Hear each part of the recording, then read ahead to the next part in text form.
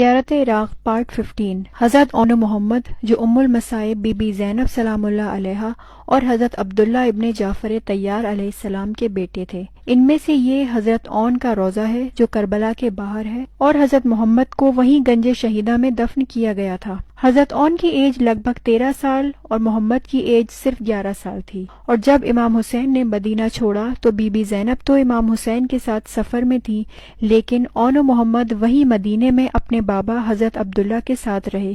کیونکہ حضرت عبداللہ بہت بیمار تھے اور ان کی آنکھوں کی بینائی بھی بہت کم تھی، تو امام حسین نے جاتے وقت اون و محمد کو یہ کہہ کر مدینے میں روک دیا تھا کہ تم دونوں یہیں مدینے میں رک کر اپنے بابا کی خدمت کرنا۔ لیکن امام حسین نے مکہ سے کربلا کے سفر کو شروع ہی کیا تھا، اور مکہ سے صرف 7 کلومیٹر دور مسجد تنیم، جس کو مسجد عائشہ بھی کہتے ہیں، وہاں پر امام حسین کا قافلہ پہنچا ہی تھا کہ حضرت عبداللہ اپنے دونوں بیٹوں کو لے کر امام حسین کی خدمت میں آ گئے اور بولے کہ آپ مجھے تو اپنے ساتھ کربلا نہیں لے کر جا رہے، لیکن میرے ان 2 بیٹوں کو اپنے ساتھ کربلا لے جائیں، اور میرا بیٹا اون اپنے نانا علی کی نمائندگی کرے گا اور محمد اپنے دادا حضرت جعفر طیار کی۔ پھر حضرت عبداللہ بی بی زینب کے پاس جاتے ہیں اور کہتے ہیں کہ امام حسین کے اس مشکل وقت میں ہمارے ایک بیٹے کو اپنی طرف سے امام حسین پر صدقہ کر دینا اور دوسرے بیٹے کو میری طرف سے۔ پھر عاشور سے ایک رات پہلے یعنی 9 محرم کی رات تمام کربلا کی ماؤں کی طرح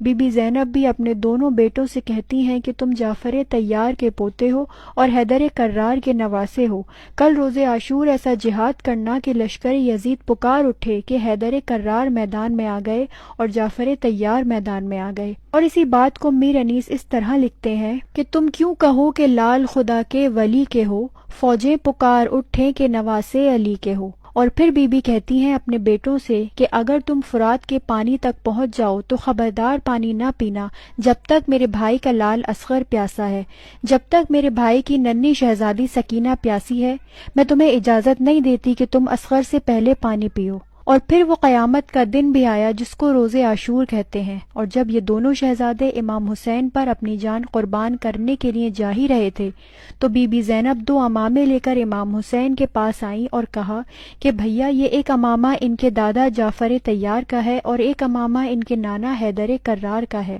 تم اپنے ہاتھ سے میرے شہزادوں کو یہ امامے پہنا کر مقتل میں بھیجو۔ اور پھر زینب کے لال رنگ کی فضاؤں میں چھا گئے، ایک پل میں لشکروں کے قدم ڈگمگا گئے، گھبرا کے شمر نے عمر سعد سے کہا کیا حیدر کے ساتھ جعفر